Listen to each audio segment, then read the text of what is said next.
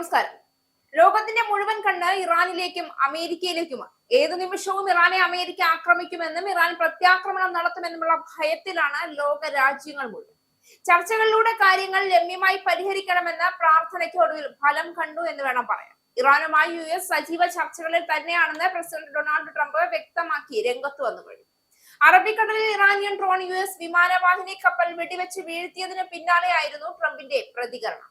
മുൻപ് ഇറാനിലെ ആണവ കേന്ദ്രങ്ങൾ ആക്രമിച്ച ഓപ്പറേഷൻ മിഡ് നൈറ്റ് ഹാമർ പോലെയുള്ള ഒരു സൈനിക നടപടി ഒഴിവാക്കാൻ ഇറാൻ താൽപര്യപ്പെടുന്നതായും പക്ഷേ ചർച്ചകൾ വേണമെന്നും ട്രംപ് വ്യക്തമാക്കി. ഇറാനുമായി US സജീവ ചർച്ചകളിലാണെന്ന പ്രസിഡന്റ് ഡൊണാൾഡ് ട്രംപിന്റെ പ്രതികരണം ലോക രാഷ്ട്രീയത്തിലെ ട്രംപ് ശൈലിയിലെ ഇരട്ടത്താപ്പിനെ വീണ്ടും തുറന്നു കാണിക്കുന്നതാണ്.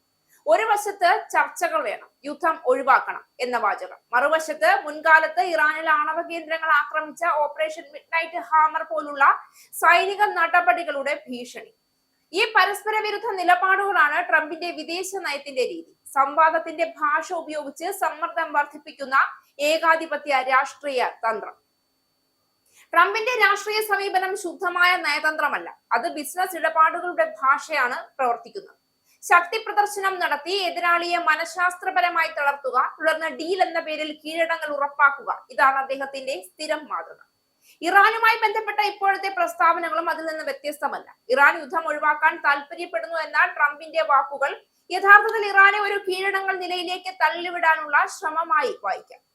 ചർച്ചകൾ ആവശ്യമാണെന്ന അവകാശവാദത്തിനുള്ളിൽ തന്നെ സൈനിക ഭീഷണിയുടെ നിലനിൽക്കുന്നു. ഇത് വെറും ഇറാൻ US ബന്ധത്തിന്റെ പ്രശ്നമല്ല. ട്രംപിന്റെ ഈ ഏകാധിപത്യ ശൈലി ലോകക്രമത്തെ തന്നെ അപകടത്തിലാക്കുന്ന ഒന്നാണ്. ഒരു രാജ്യത്തിന്റെ പരമാധികാരം മാനിക്കാതെ സൈനികവും സാമ്പത്തികവുമായ ശക്തി ഉപയോഗിച്ച് മറ്റു രാജ്യങ്ങളെ ഡീൽ ചെയ്യാൻ നിർബന്ധിക്കുന്ന സമീപനം അന്താരാഷ്ട്ര നിയമവ്യവസ്ഥയെ ദുർബലപ്പെടുത്തുന്നു. ഐക്യരാഷ്ട്രസഭ, അന്താരാഷ്ട്ര കരാറുകൾ, ബഹുപക്ഷ നയതന്ത്രം ഇവയെല്ലാം ട്രംപ് ഭരണകൂടത്തിന് തടസ്സങ്ങളായി തോന്നിയിട്ടുണ്ട്. അതുകൊണ്ട് തന്നെ അദ്ദേഹം പലപ്പോഴും അവയെ അവഗണിക്കുകയോ തകർക്കുകയോ ചെയ്തു എന്നാണ് ചരിത്രം. ഇറാന്റെ കാര്യത്തിൽ ആണവ കരാറുകളിൽ നിന്ന് പിന്മാറിയതും കടുത്ത ഉപരോധങ്ങൾ ഏർപ്പെടുത്തിയതും തുടർന്ന് ചർച്ചകൾക്ക് തയ്യാറാണെന്ന പ്രഖ്യാപനവും എല്ലാം ഇതേ രീതിയിലേക്ക് തന്നെയാണ് വിരൽ ചൂണ്ടുന്നത്. ഈ ചക്രത്തിന്റെ ലക്ഷ്യം വ്യക്തമാണ്: ഇറാനെ രാഷ്ട്രീയമായും സാമ്പത്തികമായും ഒറ്റപ്പെടുത്തുക, തുടർന്ന് US നിർദ്ദേശിക്കുന്ന വ്യവസ്ഥകൾ അംഗീകരിക്കാൻ നിർബന്ധിക്കുക. ഇതൊരു തുല്യ ചർച്ചയല്ല.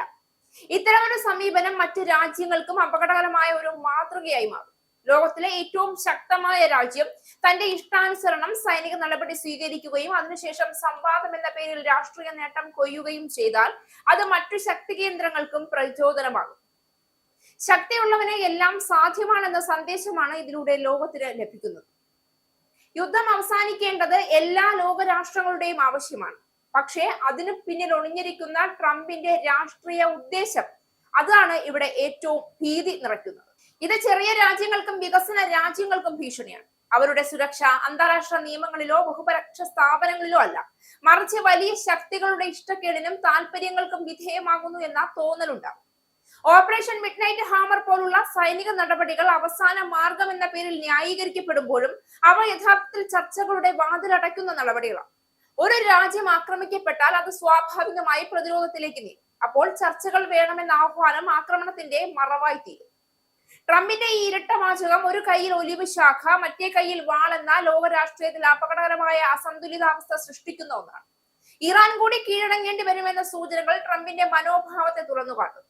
ചർച്ചകൾ സമത്വത്തിന്റെ അടിസ്ഥാനത്തിലാകണമെന്ന ആശയം ഇവിടെ ഇല്ല. പകരം US നിർദ്ദേശിക്കുന്ന ആഗോള ക്രമത്തിലേക്ക് മറ്റുള്ളവർ ചേർന്നാൽ മാത്രം സമാധാനം എന്നതാണ് ട്രംപ് നൽകുന്ന സന്ദേശം.